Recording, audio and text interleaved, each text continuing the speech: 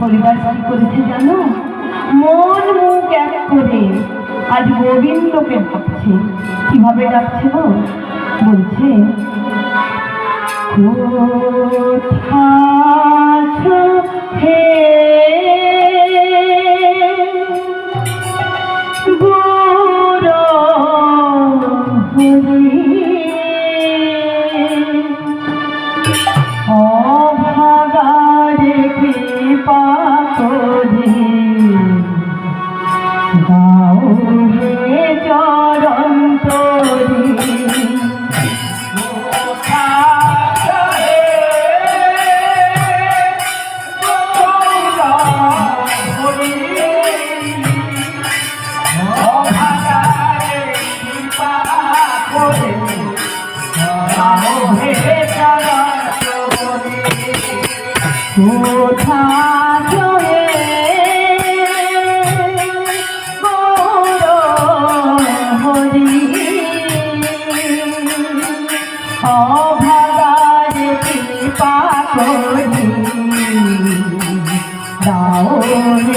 চরণ তরি।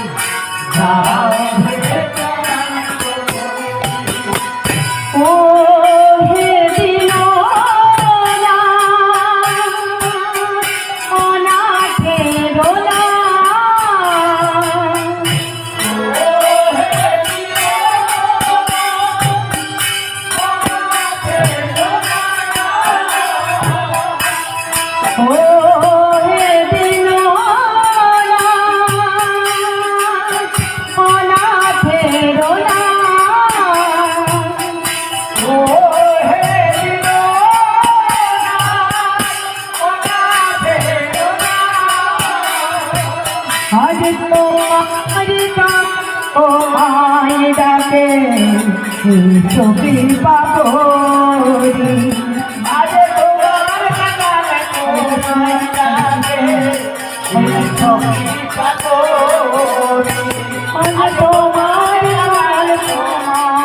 ডাকে আরে তোমার ডাকে কৃপা করি। কোথায় আছো হে গৌর হরি, অভাগারে কৃপা করি দাও হে চরণ তরি। বেরিয়েছে স্যার, এটা বেরিয়েছে, হবে হবে দাঁড়াও। তুমি কি করছো? বেরি চেঞ্জ করছি।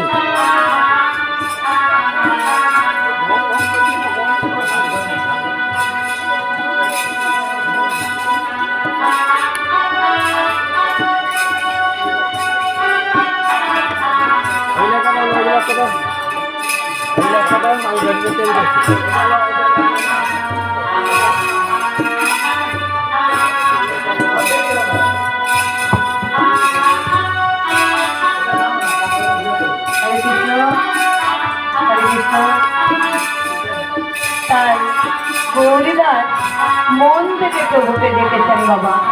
ডেকে বলছে, হরিদাস আমি তো মন প্রাণ এক করে প্রভুকে ডাকলাম, প্রভু কি আমার কথা শুনতে পেয়েছে? আর এদিকে মহাপ্রভু আমার শিবাচাঙ্গনে আসছে, সেই শিবাচাঙ্গন থেকে শুনতে পেয়েছে যে হরিদাস আমাকে স্মরণ করেছে। আর এদিকে হরিদাস বলছে, তুমি তো মন থেকে ডেকেছ, অতি অবশ্যই অন্তর্যামী শুনতে পাবে। অন্তর্যামী তো মনের কথা শুনতে পায়, তাই সেটি অবশ্যই শুনতে পেয়েছে।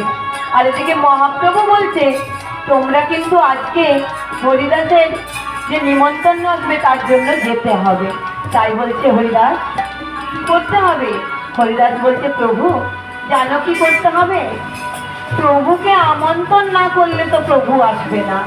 তাই তুমি এক কাজ করো গৌরীদাস, তুমি প্রভুকে আমন্ত্রণটা করে আসো নিমন্ত্রণ পত্র নিয়ে।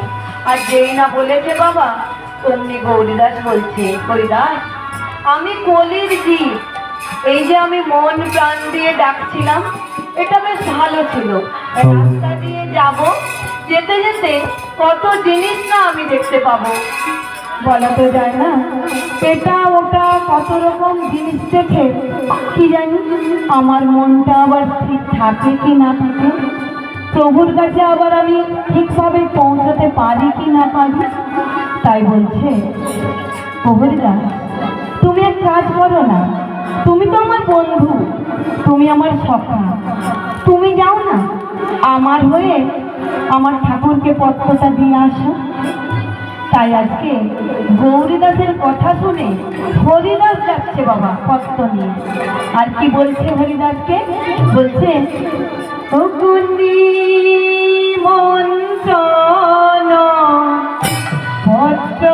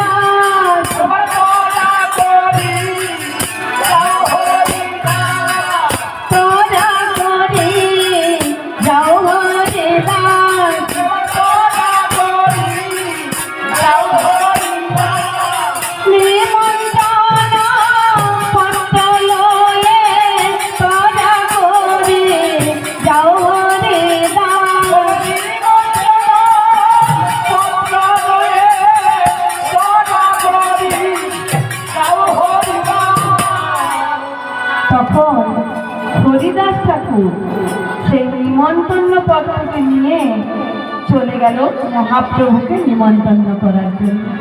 বাবা কোথায় গিয়েছেন? শিবাস আঙ্গিনায় গিয়েছে।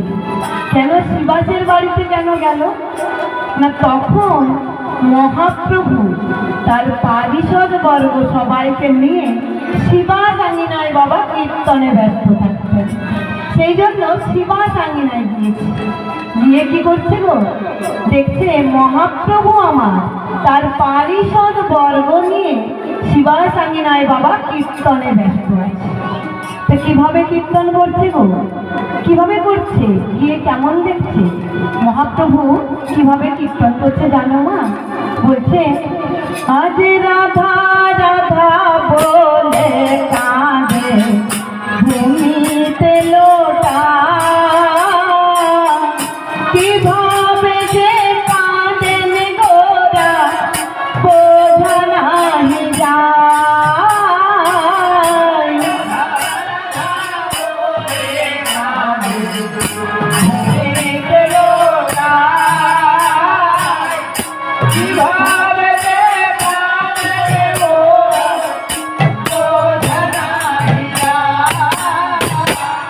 আজ কেন কাঁদে আমার গোরা, কেন কাঁদে আমার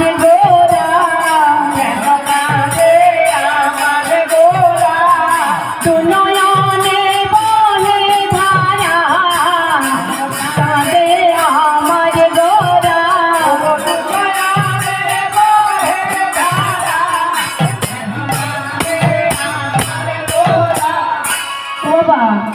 রাধা রাধা রাধা বলে কাঁদছে, দু নয়ন দিয়ে তার জল পড়ছে।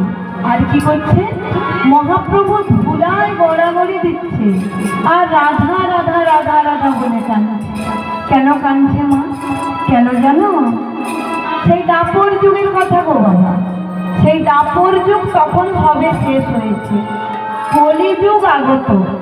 আর তখন যারা যারা দাপরে ছিল বাবা, সবাই কলিযুগে কিন্তু অবতীর্ণ হয়েছে।